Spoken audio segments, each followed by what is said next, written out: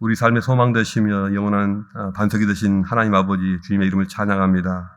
아버지 하나님 이 시간 저희가 간구 드릴 때 우리 청년들에게 아버지 그 삶 속에서 역사하시며 그 삶 속에서 늘 채우시고 복되게 하여 주시옵소서. 아버지 하나님 우리 청년들 그들의 삶이 이 세상 속에서 피곤치 않게 하시고 낙심치 않게 하시고 주저앉지 않게 해주시옵소서. 늘 주님으로 인하여 다시금 일어서고 또 힘들었다가도 새롭게 힘을 얻어 일어나는 그러한 귀한 청년들 되게 도와주시옵소서.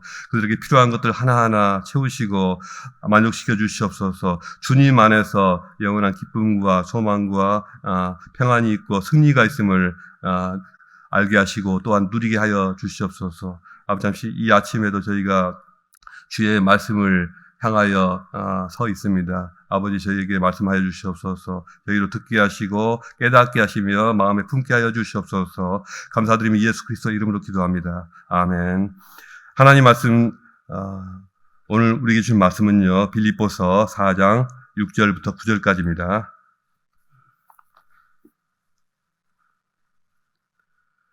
빌립보서 4장 6절부터 9절까지 한 목소리 읽겠습니다. 아무것도 염려하지 말고 다만 모든 일에 기도와 간구로 너희 구할 것을 감사함으로 하나님께 아뢰라. 그리하면 모든 지각에 뛰어난 하나님의 평강이 그리스도 예수 안에서 너희 마음과 생각을 지키시리라. 끝으로 형제들아 무엇에든지 참되며 무엇이든지 경건하며 무엇에든지 오르며 무엇에든지 정결하며 무엇에든지 사랑받을 만하며 무엇에든지 칭찬받을 만하며 무슨 덕이 있든지 무슨 기림이 있든지 이것들을 생각하라. 너희는 내게 배우고 받고 듣고 본 바를 행하라. 그리하면 평강의 하나님이 너희와 함께 계시리라. 아멘. 오늘 우리가 함께 나눌 이 말씀의 제목은 평강을 누리는 비결입니다. 우리가 잘 알다시피 빌립보서는 기쁨의 메시지 아닙니까?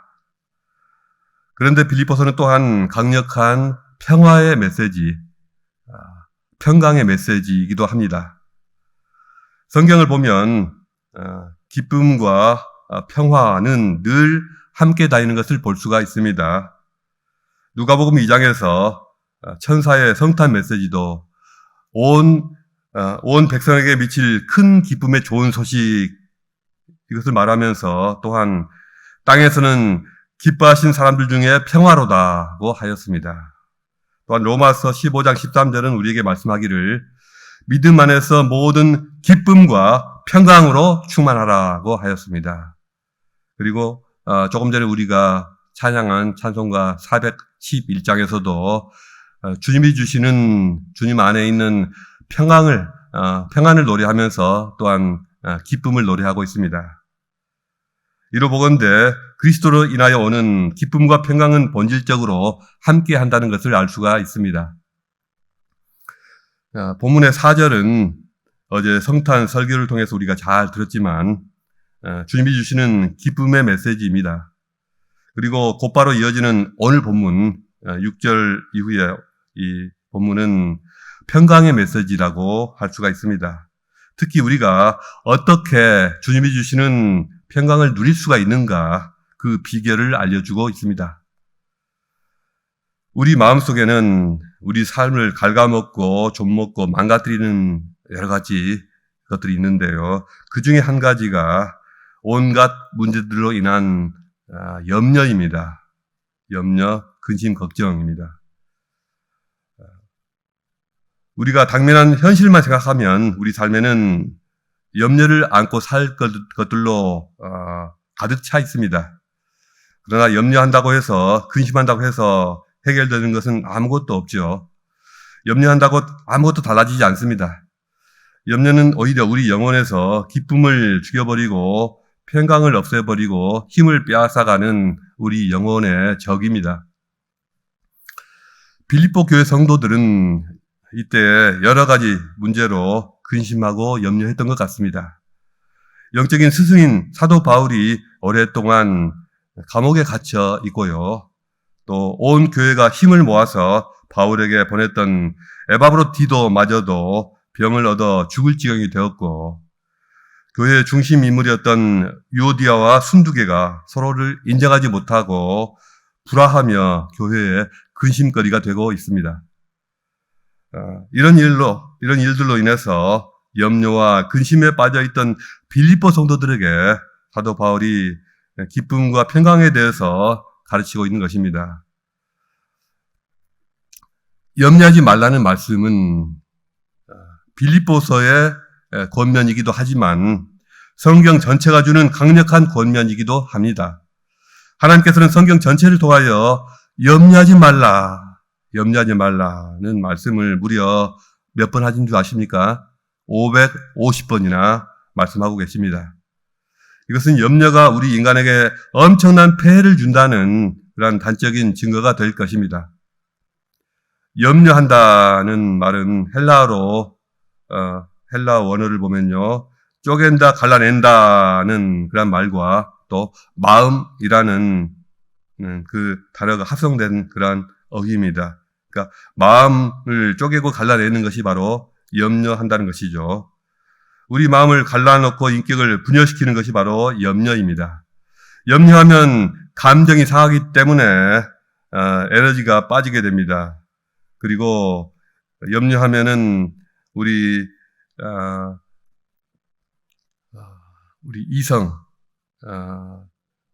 이성이 또 기능을 또 잘 발휘하지 못하게 하기 때문에 모든 사물을 볼 때 색안경을 끼고 보게 됩니다. 그런 사람은, 염려에 빠진 사람은 무슨 일을 봐도 제대로 잘 볼 수가 없고 올바른 판단을 할 수가 없습니다.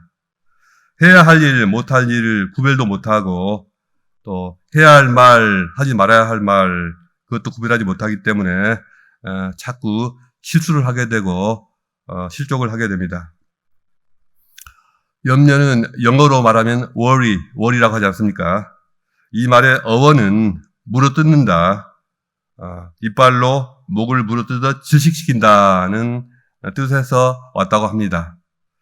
염려는 우리 마음속에서 기쁨과 평안을 전부 물어뜯고 빼앗아 가버리기 때문에 우리로 하여금 살아갈 힘과 에너지를 잃어버리고 무력하게 만들어 버립니다. 그래서 심리학에서도 사람은 염려로 인해서 서서히 스스로 죽음의 상태에 이르게 된다고 말합니다. 염려는 우리 마음을 병들게 할 뿐만 아니라 우리 몸에도 악영향을 줍니다. 염려는 우리 몸에 유익한 세포들, 유익한 인자들을 죽이고 독성 인자들을 오히려 증가시키면서 각종 정신질환과 고혈압, 심장병, 위장병 이런 것들, 각종 질병의 원인이 된다고 합니다. 심지어는 암세포를 죽이는 항암 인자까지도 다 이렇게 약화시켜서 각종 암의 결정적인 원인이 되게 한다고 합니다. 염려의 도가 깊어지면 우리 자신의 건강을 해치고 수명을 단축시키게 되는 것뿐만 아니라 영혼의 기능이 마비되고 영적인 무기력증에 빠지게 됩니다. 염려의 폐해는 여기에 머물지 않습니다. 염려는 전염성이 대단히 강합니다. 염려는 사람과 자주 만나다 보면, 같이 지내다 보면 자신도 모르게 마음이 위축되고 힘을 빼앗기게 됩니다. 어떤 때는 깊이 염려하는 사람의 얼굴만 쳐다봐도 마음에 힘들어지고 염려가 옮겨지기도 합니다. 이처럼 염려는 유해하고 또 전염성이 강한 나쁜 질병과도 같습니다. 영적인 측면에서 염려는 근본적으로 하나님의 보호하심과 인도하심에 대한 의심이고요, 신뢰의 상실입니다. 이런 염려는 우리가 세상으로 눈을 돌릴 때 일어나게 됩니다. 따라서 성도들은 주 안에 굳게 서서 염려와 근심, 걱정을, 불안을 반드시 떨쳐버려야만 합니다. 문제는 어떻게 우리가 염려와 근심과 걱정을, 불안을 떨쳐버릴 수가 있느냐 하는 것입니다. 바울은 고면하기를 염려하는 마음이 생길 때마다 기도하라고 합니다. 염려를 기도로 싸워서 이겨내라는 것입니다. 염려냐 아니면 기도냐, 기도냐 염려냐. 이 두 가지는요, 우리가 어떤 일에 대응하는 정반대의 대응 방식입니다. 대처 방식, 서로 다른 대처 방식이죠. 왜냐하면 우리 삶에서 어떤 문제가 생겨났을 때 그 해결 방식을 나의 제한된 능력이나 또 눈에 보이는 어떤 것들 안에서만 찾을 때 그것은 염려로 자꾸 나타나게 되고요. 반대로 해결 방법을 눈에 보이지 않는 하나님에게서 찾을 때 기도와 간구로 나타나게 되기 때문입니다. 그리고 염려의 결과는 우리의 패배로 나타나게 되고 기도와 간구의 결과는 하나님의 복과 은혜를 가져옵니다. 그런데 여기서 우리가 놓치지 말아야 할 중요한 요점이 있습니다. 기도를 하되 그냥 기도하는 것이 아니라 어떻게 기도하라고요? 감사함으로 기도하라는 것입니다. 감사함으로. 사도 바울이 가르쳐주는 너무나도 중요한 기도의 팁입니다. 응답받는 기도의 중요한 비밀이라고도 할 수 있습니다. 감사야말로 모든 기도에 있어서 꼭 필요한 자세라는 것입니다. 여러분은 기도하실 때 감사하면서 기도하십니까? 여러분은 기도하실 때 혹시 감사가 빠져 있지는 않습니까? 오늘 이 부분을 한번 점검해 보았으면 좋겠습니다. 왜 기도할 때 감사가 있어야 할까요? 감사가 왜 필요할까요? 그 이유가 무엇일까요? 우선 감사하며 기도한다는 것은 내가 기도 응답을 확신한다는 뜻입니다. 감사하며 기도한다는 것은 내가 불신앙의 태도를 버리고 하나님께 온전한 신뢰를 드린다는 뜻입니다. 전능하신 하나님, 신실하신 하나님, 나의 형편을 이해하시고 긍휼하신 하나님을 굳게 믿고 확신한다는 뜻입니다. 나에게 무슨 일이 있든지 어떤 상황 속에 빠져 있든지 하나님을 찬양하면서 기도한다는 것은 이제 더 이상 내가 염려하지 않겠다. 더 이상 나에게 염려는 없다. 그 힘 걱정도 없다. 그러한 선언입니다. 주님께 우리의 근심을 다 내어 맡기고 모든 것을 그분의 보살핌에 맡기겠다는 결단입니다. 그러므로 만일 기도에 감사가 없다면, 기도에 감사가 배제되어 있다면 그 기도는 자칫하면 기도를 빙자한 염려와 원망으로 흘 수가 있습니다. 기도에 감사가 필요한 그 두 번째 이유는 그게 내 자신의 뜻을 고집하지 않고 하나님의 뜻에 순종하겠노라는 그러한 자세이기 때문입니다. 찬양하면서 감사하면서 기도한다는 것은 더 이상 내 고집대로 가지 않겠다. 모든 일에 하나님의 주권을 인정하겠노라는 태도이자 내 생각과 판단을 내려놓고 주님이 선택하시고 주님이 택하시고 주님께서 활동하시는 그러한 여유를, 공간을, 여지를 내어드리는 그러한 자세입니다. 하나님의 일하심과 부어주심을 받아들일 그러한 자세가 되어 있는 것입니다.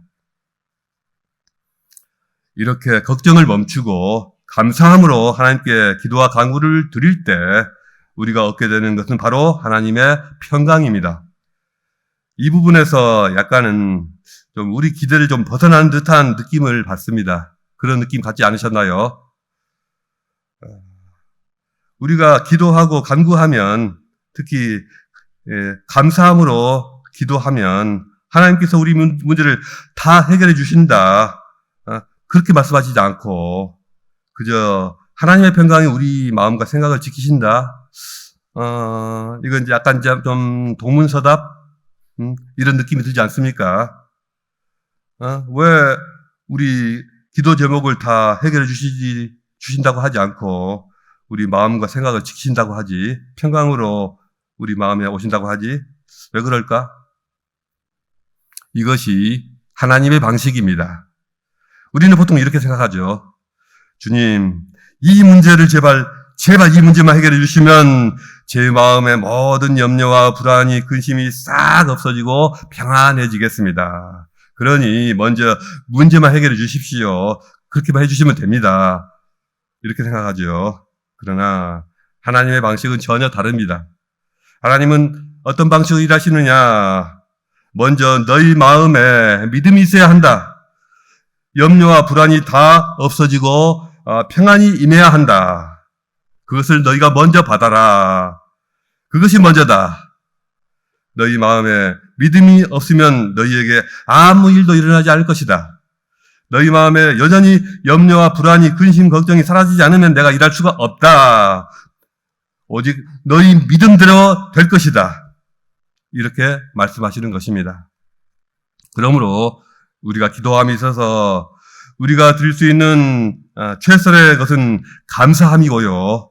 또 우리가 감사함으로 기도할 때 주님께서 주시는 최우선적으로 주시는 선물은 평강인 것입니다. 평강이야말로 우리가 받는 기도 응답의 이 첫 번째 받는 우리 선발대로 우리에게 오시는 그런 응답입니다. 너희 마음과 생각을 지켜주신다라고 했는데요. 여기서 지킨다라는 단어는요, 빌립보 성도들이 아마도 너무나도 잘 이해하는 말이었을 것입니다. 로마 군사들이 성을 굳건하게 지킨다, 성을 견고하게 방어하고 수성한다, 이런 뜻으로 쓰이는 단어이기 때문입니다. 염려는 우리 생각과 마음에 침략에 들어오는 적군과도 같습니다. 우리는 조금만 방심하면 이 염려라고 하는 이 적병이 우리 생각 속에 또 우리 마음 속에 스물스물 잠입해 들어와서 침략해 들어와서 어느덧 생각과 마음 전부를 빼앗고 사로잡고 꼼짝 못하게 우리를 포로로 만들어버릴 수가 있습니다. 한번 염려에 사로잡히고 염려의 포로가 되어버리면 나도 모르게 습관적으로 염려만 하게 됩니다. 이것저것 온갖 문제들을 만들어가면서 염려하는 분들이 주위에 있습니다. 염려를 안 하면 큰일 나는 것처럼 늘 염려를 삶의 동반자처럼 끼고 사는 그러한 것입니다. 그런 사람들에게 최고의 치료제는 하나님께 감사함으로 기도하는 것입니다. 감사하면서 기도할 때 성령께서 그 사람의 심령 속에서 일하기 시작하십니다. 우리가 감사함으로 기도할 때 성령께서는 잠들지 않은 강력한 군대처럼 우리의 마음과 생각을 든든하게 지켜주시는 것입니다. 어떠한 염려가, 어떠한 근심 걱정이 숨어들지 못하게, 틈타지 못하게, 염려가 우리 생각과 마음을 빼앗아가지 못하게 막아주시는 분이 바로 성령님이십니다. 성령이 주시는 하나님의 평강은 우리를 둘러싸고 있는 어떠한 악한 세력도 빼앗아갈 수 없는 평안이자 또 모든 환경을 초월하는 그런 평안을 주십니다. 그러기에 그 평강은 모든 지각에 뛰어난 평강입니다. 우리에게 만약 근심과 걱정이 찾아오면 이처럼 무릎을 꿇고 감사함으로 기도할 뿐만 아니라 8절에 보면요, 치료제가 또 있습니다. 우리가 습관적으로 늘 고상하고 아름답고 경건하고 품격 있는 하나님이 기뻐하시는 그런 일에 몰두하는 것이, 또 그런 일에 몰입하는 것이, 그런 것을 묵상하는 것이 아주 좋은 치료제가 됩니다. 찬양할 만한 것, 참된 것, 위험 있고 경외심을 일으키는 그런 것, 올바르고 순수하고 매력적이고 고상한 것, 이런 일에 깊이 묵상하고 몰입하고 이런 것들로 마음을 채우고 우리 삶을 채우라는 것입니다. 시간이 날 때마다 우리가 어떤 일로 나의 시간을 다 보내느냐, 그 사람의 취미가 무엇이냐, 건강하고 영혼을 고양시키는 거룩한 고상한 취미로 시간을 보내느냐, 아니면 무익하고 우리 영혼을 갉아먹고 병들게 하는 그런 쓰레기 같은 취미를 가졌느냐, 이것은 우리 삶에 있어서 너무나도 중요한 문제입니다. 우리 삶을 전혀 다른 방향으로 이끌어가는 그러한 요소입니다. 젊은 분들이라면은 온라인 게임이나 유튜브 서핑으로 그 시간을 때우는 사람보다 운동을 하거나 그림을 그리거나 악기를 연주하고 무엇보다도 성경을 묵상하고 하나님 말씀을 묵상하는 사람이 자신의 삶과 가정, 자신의 삶과 영혼의 건강을 잘 돌보고 있는 것입니다. 무익한 일로 삶을 허비하는 사람보다 이런 고귀한 것에, 복된 것에 자신을 드리는 분들이 하나님의 평강이 더 가까이 있습니다. 마지막으로 바울은 9절에서 우리가 배우고 받고 듣고 본 바를 적극적으로 행하라고 권면하고 있습니다. 가르침을 따라 행하는 것이 우리가 근심 걱정을 떨쳐버리고 주님의 평강을 얻고 누리는 최선의 비결입니다. 성경의 가르침을 확신하며 그것을 삶의 행동으로 옮기는 것이야말로 내 삶을 무력하게 만드는 온갖 근심 걱정에 대한 최선의 치료 방법입니다. 생각하고 느끼는 데서 한 발 더 나아가 내 삶 속에서 내 자신을 행동으로 변화시키고 내 자신을 변화시킬 뿐만 아니라 내 삶을 변화시키고 주님께 더욱 가까워져가는 그러한 사람에게는 무익한 근심 걱정이 끼어들 수가 없습니다. 하나님 말씀 앞에 우리 삶의 모습을 한번 비춰보십시다. 우리가 아는 것과 실제 우리 삶의 모습은 다르지 않다고 자신 있게 말할 수가 있습니까? 요즘 여러분의 삶에 우리 삶 속에서 어떤 하나님의 말씀이 묵상되고 또 실현되고 있습니까? 복음 진리는 순식간에 우리를 사로잡을 수가 있지만 그러나 주님의 말씀이 우리 삶으로 구현되는 것은 평생의 과제입니다. 우리가 진정한 그리스도인이 되고 진정한 교회로 세워진다는 것은 주님과의 교제가 살아있고 하나님의 말씀이 우리 삶을 하나하나 변화시켜가는 것입니다. 저와 여러분 어떤 상황에서든지 감사함으로 기도할 수가 있어야 하고요. 또 시간이 주어질 때마다 참되고 선하고 거룩한 것에 깊이 묵상하고 몰입할 수가 있어야 하고요. 주님의 가르침을 우리 삶 속에 이루어드리는 행동으로 실현해 드리는 그런 거룩한 실천이 있어야 합니다. 그런 가운데 주님의 크고 놀라운 평화가 우리를 다스리고 주님의 능력이 우리 위에 늘 있을 것입니다. 오늘 주시는 주님의 말씀을 묵상하면서 기도하는 시간을 갖겠습니다. 자유롭게 기도하시다가 돌아가시는데요. 유튜브로 시청하시는 분들도 바로 유튜브 끄지 마시고 기도하시면서 말씀을 묵상하시는 시간을 갖기를 권면드립니다.